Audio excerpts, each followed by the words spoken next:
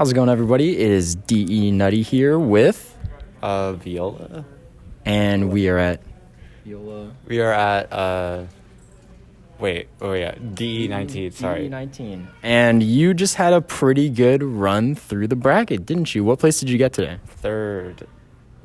And are you happy with your placement here? Fairly, though. The only thing I thought about when I lost to JDB is, man, I wish I won it. Yeah, for sure. Did you have a lot of like bracket demons? Like, how was your bracket run? Were you set up pretty nicely, or did you have some fighting to do? I think at the start I was set up very, very nicely because I had to play against Lucina, and that matchup is like Omega Buns for Lucina. That matchup's so ass. Like, I think Sila's like really good, but I like double 3-stocked him because I just killed him every time I touched him. It was just like, oh my gosh, like the quickest set I had today. And then after that, Keela made an upset on it, Soul, and so I didn't have to go through that insane player, and I was able to matchup check Keela pretty hard, and like he wasn't like SDIing in situations he should have. But I also think I played the neutral pretty alright, and I sort of like I was able to tell he like was kind of like really wanted to kill, so I just sort of held in shield, and he did a bad dash check, and I took it. Who do you think your most challenging set was, or like set, I guess, that you didn't think would be as challenging as it really was when you're in the seat? Well, I knew that Biggie was going to be challenging, but, like, he fucked me up, and I was just, like, I switched characters because I was like, oh, no, man, I can't do this, but then I just, like, but then he counterpicked Rob on my Wolf, and I was just like, yeah, I'm fucked. And then in Losers, I played I played Adam, who has, like, had a winning record on me for a really long time, and I only recently beat him at Damn Good Smash. But not gonna lie, Biggie tilted me in the best way possible, where I was just like so just calm. Like I was mad enough that I was just like, I'm gonna win this. And then so I beat Adam and beat Embo, and then I had the rematch with Biggie, and I was doubting myself super hard, but then Sierra talked to me a little bit before the set. I got some people's advice before that. Like Embo gave me some decent, like, pretty good advice, but then what Sierra said, like, clicked with me a little bit better, and I also was just kind of like super determined for that run back. And then when he switched off Fox, the pure joy I felt, I was like, oh yeah, I'm gonna fuck up this young league dude. So me and Biggie have been at it for a while. He's a Rob main, and I've been like recently, like, the sets have gotten more and more in my favor because my punish game has just gotten really consistent. Nice. And that matchup, I'm beginning, like, every time I play it, the worse it gets for Rob. And then like I've wins on like Dom, who's like number 1 in Oregon, and because it's almost entirely because I match him so bullshit. Yeah. And you're pretty new to the Oregon PR, right? Yeah. This last season was the first time I made it on. Nice. Number 7. Awesome. And have you started going to like more like out of state events, kind of like DE, like in that vein?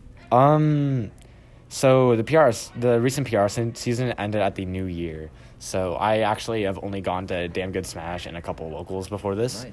And I wasn't actually, there's a good chance I wasn't even going to make this. Like, I was having some trouble finding a carpool, and then I found one with Polo, but then Remy dropped out due to some reasons, and then I took his spot in the carpool, and not going to lie, they were like, they were like super friendly, and like we were like, I was like having the time of my life there, and honestly, like, that helped a lot. Like my mentality today was so much better. For sure. And do you typically, like, I guess, struggle a lot with your mentality, like just coming out here and being able to compete with a lot of new people in the Washington scene and come out here and just play friendlies? Does that help your mentality a lot while you're in bracket? A little bit. I'd say my mentality is like my worst part as a player. Like I oftentimes give up. I get like super mad at myself for really small things. But today was a bit different for me. And I think that's partly because yesterday the pre-local, I had a very good run as well. I beat I think I beat JoJo and then JDB back to back. Yeah. And I definitely was not expecting that out of myself. Coming out here and going to these pre-locals and going to DE, do you feel that there's like a really good connection being made in the PNW between Oregon and Washington? Do you feel like there's a lot of competition being cultivated between the two scenes? For sure. I honestly, like, I feel closer to Washington right now than I have been, like, for a really long time. I'm not sure how it is with other people, but, like, I think three Oregon players made top 8 today. Yeah. And this is, like, there wasn't even that many Oregon players that came to begin with. Yeah. Compared to Washington players. It's been some really good competition that you guys have been bringing from out of state. You are part of Goon Worldwide, right? Yeah. GWW. It's kind of mostly a meme, like a meme crew. Like I got a shirt that has Goon Worldwide on it. And I got a couple stickers. Like I have a Goon Worldwide sticker on my controller, but it's mostly like a meme, and it's like me and Capsize are like, because like Arlo's my friend and I've known him since like 2019, and so it feels really fun to just be able to do that. So it's more of just like a ragtag group of players and friends that kind of make up that team than anything else. I was talking to Max, TO of the tournament, head of DE, and he was talking about the possibility of DE versus Goon Worldwide crew battle, possibly at DE 20. What do you think about that?